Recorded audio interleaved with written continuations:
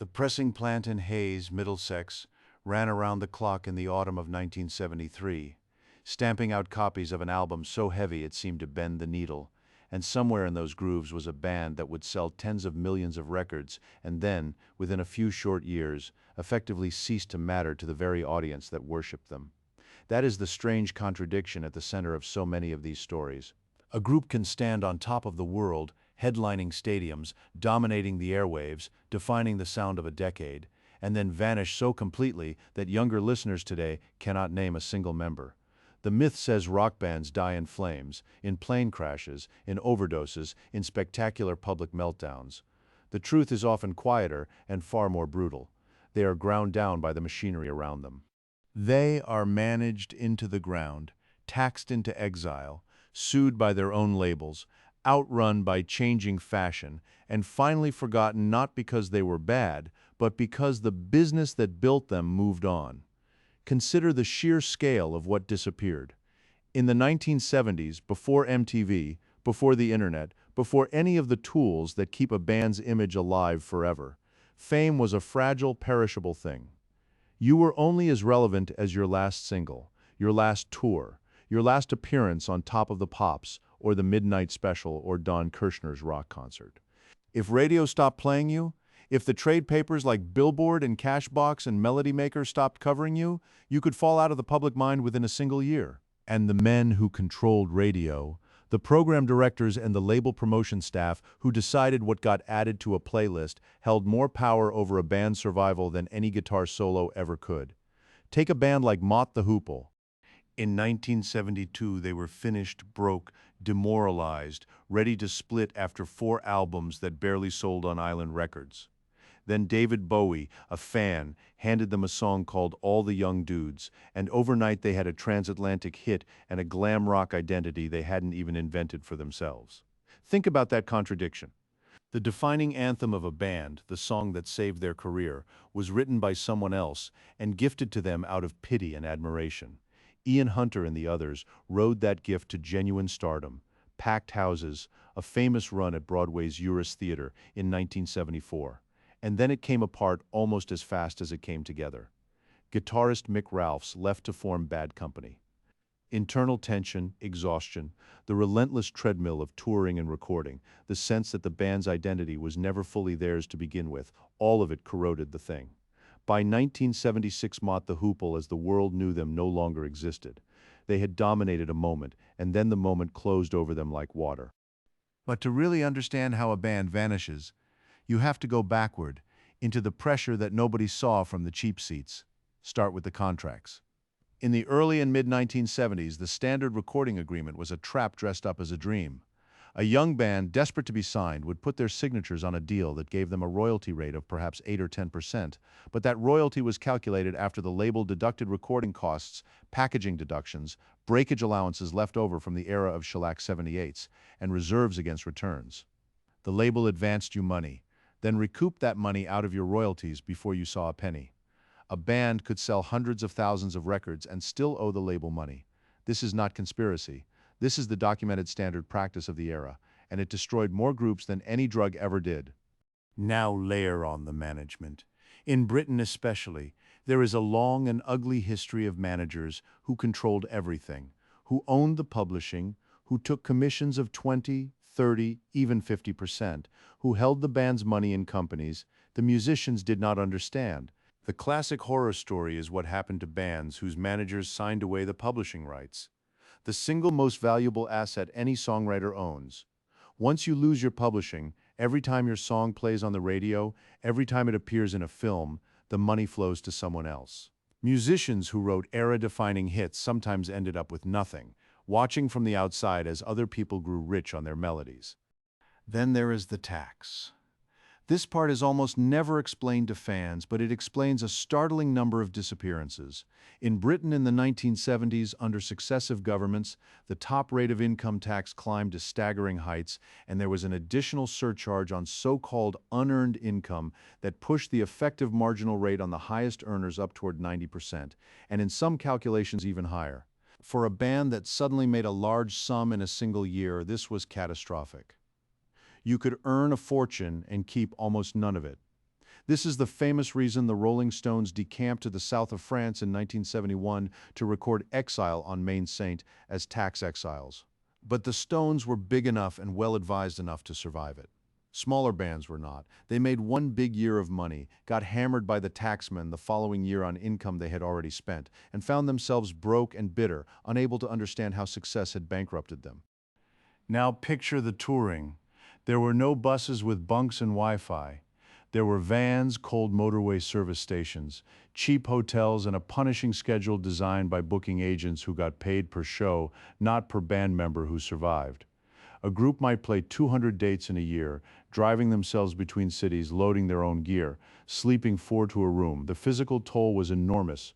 Drummers developed chronic injuries, singers blew out their voices, and into that exhaustion came the chemicals. First the speed to keep going through the all-night drives, then the downers to sleep, then the harder things to escape the whole grinding machine. Addiction in 70s rock was not a glamorous lifestyle choice. It was very often a coping mechanism for a working schedule that no human body was built to withstand. And above all of it sat radio, the gatekeeper.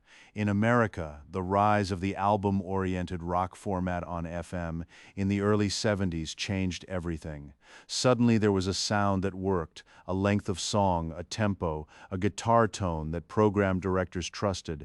Bands that fit got played relentlessly, bands that didn't got nothing, and the format calcified. By the late 70s, FM rock radio had become so conservative, so tightly controlled by consultants and research, that a band whose sound shifted even slightly could find itself locked out. There was also the brutal arithmetic of the singles chart in Britain, where Top of the Pops on BBC One could make or destroy a record in a single Thursday night broadcast watched by a huge share of the nation. If you got the slot, you sold. If you didn't, you sank. The power was concentrated in a handful of hands. And those hands had their own agendas, their own favorites, their own corruptions. So now think about Slade. In Britain, Slade were colossal. Between 1971 and 1974, they had a run of hits that almost no one has ever matched. 6 number-one singles, songs that went straight into the charts at the top spot, a feat that was nearly unheard of at the time.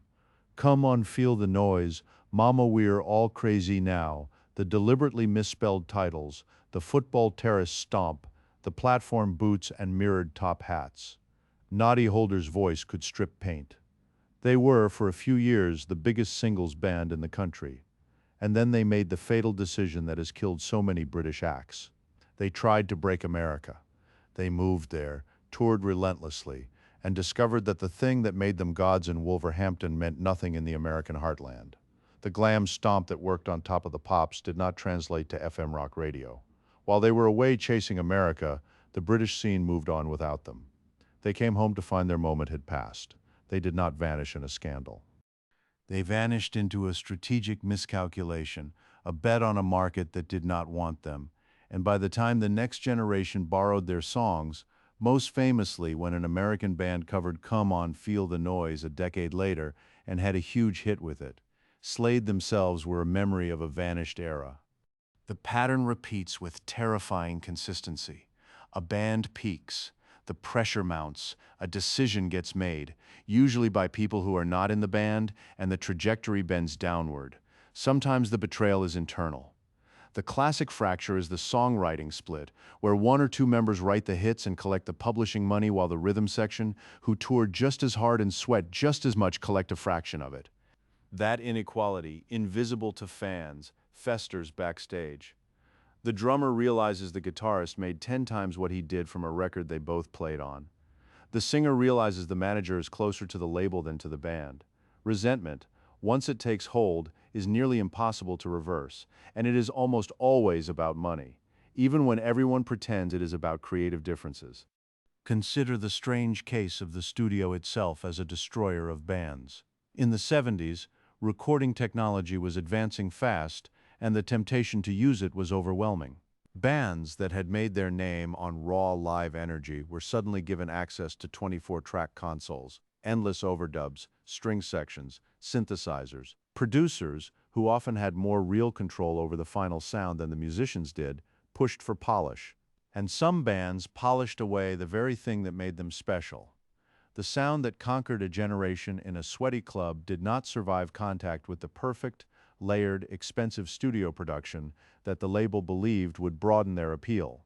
The album would come out, slicker and more ambitious, and the original fans would shrug, and the new fans the label hoped to attract never materialized.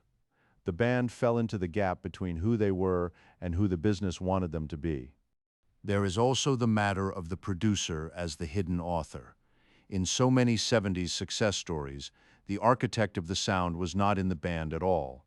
He was the man at the console, the arranger, the person who decided which take to keep and how loud the drums should be. When that relationship worked, magic happened. When it broke, often because the band wanted creative control or the producer moved on to a hotter act, the sound simply evaporated. A band could lose its identity not by changing its members, but by losing the one person behind the glass who knew how to capture them. Fans never knew his name. They only knew that the new record sounded wrong, and they couldn't say why, and they stopped buying it. Then came the great earthquake of the late 70s, the thing that wiped out an entire stratum of bands almost overnight: punk. In Britain in 1976 and 1977, a new generation looked at the established rock aristocracy, the bands in the mansions, the tax exiles, the 20-minute keyboard solos, the bloated double albums about wizards in space, and declared the whole thing dead. The Sex Pistols, The Clash, The Damned, and the wave behind them did not just offer new music. They offered a new moral judgment: to be old, to be skilled, to be successful, to be associated with the early 70s, was suddenly to be the enemy. The music press, the same melody maker and enemy that had built these bands up, turned on them with the enthusiasm of converts. A group that had been cool in 1973 was a dinosaur by 1977.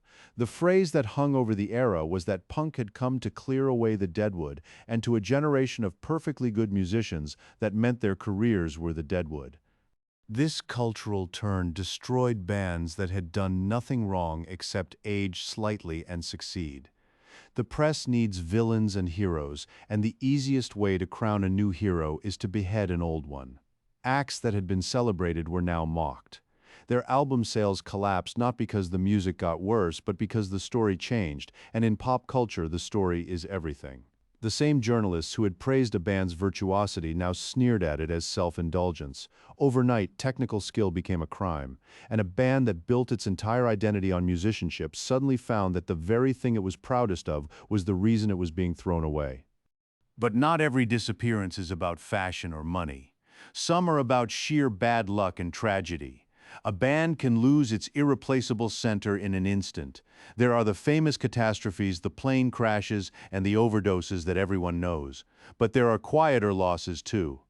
The singer whose voice simply gave out from the abuse of 200 shows a year, the guitarist whose hands were ruined, the songwriter who burned through his ideas and could not write another hit and slowly understood that the well was dry.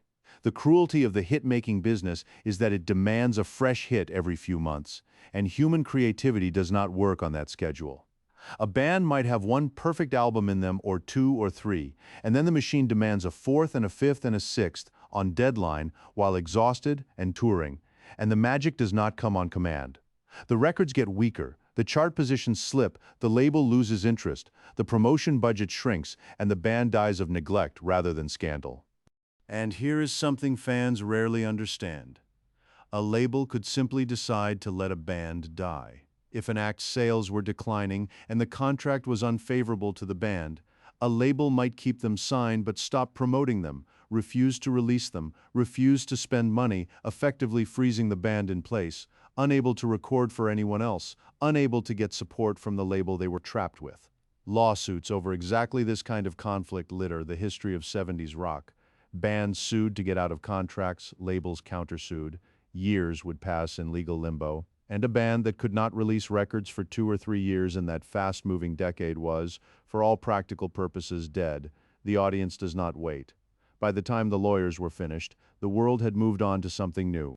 The aftermath of all this is written in the bargain bins of record stores across 2 continents, in crates of vinyl by bands whose names meant everything to someone once and nothing to most people now. Some of these bands left behind a single song that outlived them, a track that gets used in a film or a commercial decades later, earning more in licensing than the band ever made in its lifetime, often paid to whoever bought the publishing rights rather than to the musicians who created it. That is the final, bitter joke of the whole system. The song survives, the band does not. And the money even now flows to the rights holders, the estates, the catalogs that get bought and sold by investment funds, treating these old recordings as assets, stripped of all the sweat and the fear and the betrayal that produced them. Some of the vanished bands tried to reinvent themselves, and a few succeeded in fragments. Members went on to form new bands, sometimes far more successful ones, taking the lessons of their first destruction with them.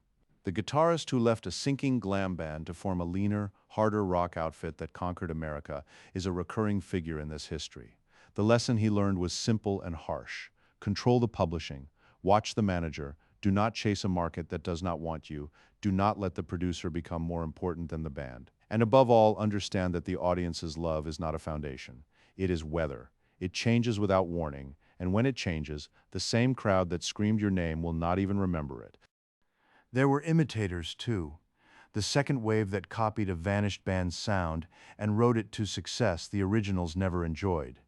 Because the imitators arrived at a moment when the culture was ready and the radio format aligned. Timing in this business is not everything, but it is close to everything. The same record released 2 years earlier or 2 years later can be a triumph or a catastrophe, and no musician controls that. A band can do everything right and still lose because the world simply was not paying attention in the window when their best work came out. Conversely, a lesser band can do everything wrong and still win because the wind happened to be at its back. This randomness is the thing the official mythology can never quite admit, because it is more comforting to believe that talent is rewarded and that failure means you deserved it.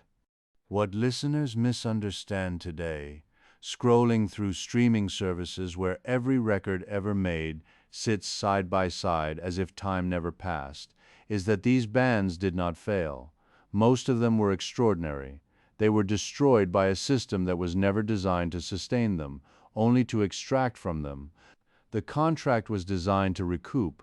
The manager was designed to skim. The radio format was designed to be safe. The press was designed to need fresh blood. The tax system did not care about art.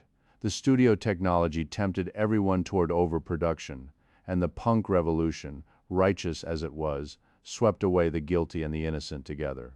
To survive all of that, a band needed not only talent but business sense, durable friendships, a great lawyer, the right timing, and an enormous amount of luck. Most bands had the talent. Almost none had everything else.